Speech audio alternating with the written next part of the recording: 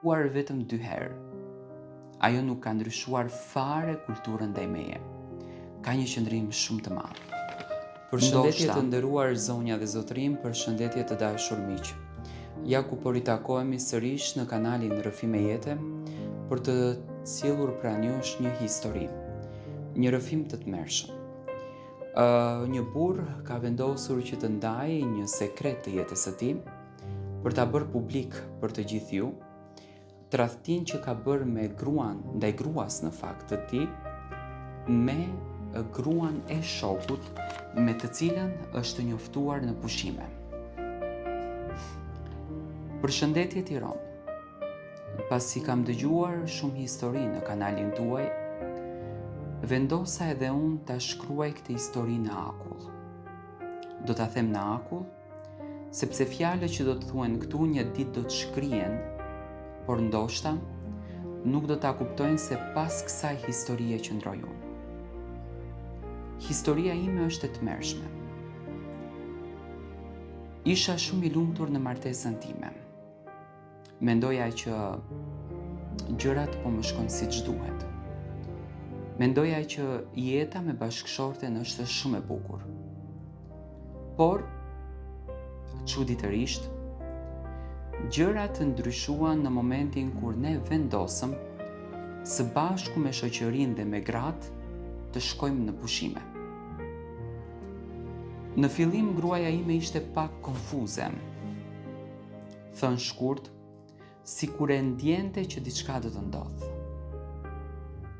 Ishte në pikpyetje, a do të vijë apo jo. Ndërsa bashkëshortja e shokut tjetër ishte gati për të përjetuar këtë rrugtim kaq të bukur. Ishte muaj maj i vitit të kaluar. Muaj që ne vendosëm për të eksploruar vendet e bukura aziatike. Morëm vendimin së bashku. Zgjodhëm destinacionin, një hotel i përkryer dhe ikëm për ta vizituar. Që në momentin e parë kur u takuam në aeroport, që aty kur ja dhash dorën kësaj vajze të bukur me flokë të bardhë edhe sy të gjelbërt, diçka në zemrën time bëri një bam. U akomoduam në avion edhe nisëm drejt udhëtimit. Karrigja ime dhe karrigja e saj, çuditërisht për ironi të fatit, ishin të pozicionuara pikërisht në të njëjtin vend. E pyeta nëse lodheshte me punë. E pyeta nëse lodheshte me angazhime. Më tha që jeta të lodh shumë, por kam përzgjedhur që të tregoj energjinë time të bukur. Buzëqeshja e saj, pozitiviteti i saj që e karakterizonte, mua më jepte një energji të pakrahasueshme. Dhe shpesh e pyesja veten, çfarë po ndodh me mua? A është dashuri kjo? Arritëm në hotel. Hoteli ishte luks më që të them. Dhomat i kishim me kate të ndara. Unë isha në katin e parë e ato ishin në katin e tretë. Gruaja ime çuditërisht të silleshte shumë ftohtë. Dhe mua kjo më pengonte jashtëzakonisht shumë. Më pengonte sepse nuk doja që të nxirnim këtë anë tek njerëz të cilët ne po na respektonin shumë. Doja që të kënaqeshim, të argëtoheshim dhe të shijonim momentet e bukura që na falte ky udhëtim. Nata e parë ishte nata e çlodhjes, pasi e quanim veten të lodhur nga një rrugtim i gjatë. Dita e nesërme ishte dita ku ne do të shkonim në pishinë. Do hanim mëngjesin dhe më pas do të akomodoheshim te pishina. Ajo ishte shumë e bukur dhe shumë e ëmbël. Në fillim mori një koktel dhe më vjen pranë karriges ku unë isha ulur. Më pyetën, mos dëshiron të shërbej një koktel? Unë dhe burja e saj po qeshnim, ndërsa mua më mbeti në vëmendje kultura që atë e karakterizonte. Më solli një koktel, edhe në atë moment nisën luftrat mes meje dhe bashortës time. Përse ajo të sjellë një koktel? Çfarë dëshiron ajo nga ty? Përse i tërë ky afrimitet? Mundohesha që ta shmangja xhelozin që i me shoqe e krijoi pikërisht në ato ditë. Urrejtja ndaj asaj u bë shumë e madhe. Ajo nuk dëshironte ta shikon edhe me sy atë femër.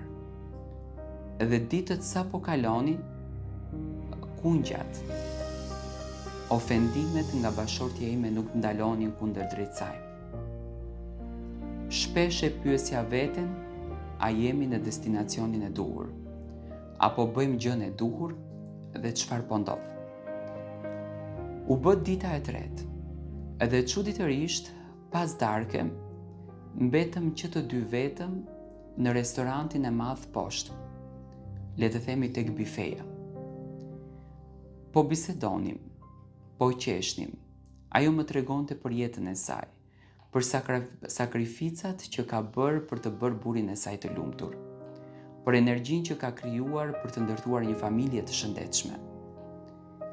Edhe unë po e ndëgjoja, të them si në ëndër, sepse për mua ishte një ëndër e pa realizuar në martesën që isha. Dhe vendosa që t'ja shpreh ndjesitë edhe emocionet e mia.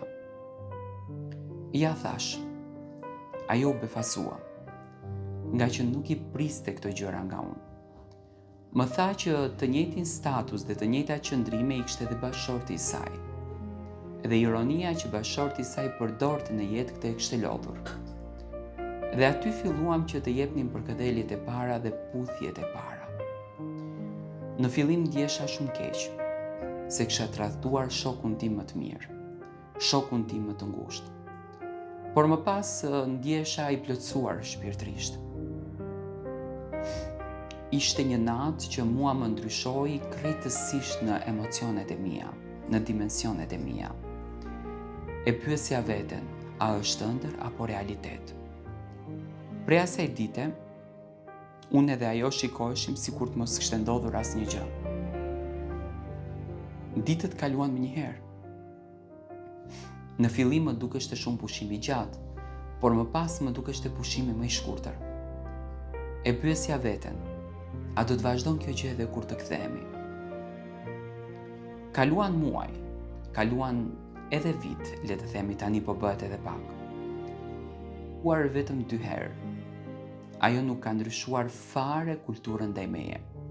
Ka një qëndrim shumë të madh. Ndoshta, ju që do ta dëgjoni këtë historinë edhe mund ta quani me epitete të ndryshme, për të ulur dinjitetin e saj, por për mua është gruaja me vlerat më të bukura dhe njeriu më i fortë që unë në jetë kam njohur. Ndoshta kam bërë dhe gabim, nuk e di, por dua të marr mendimin tuaj.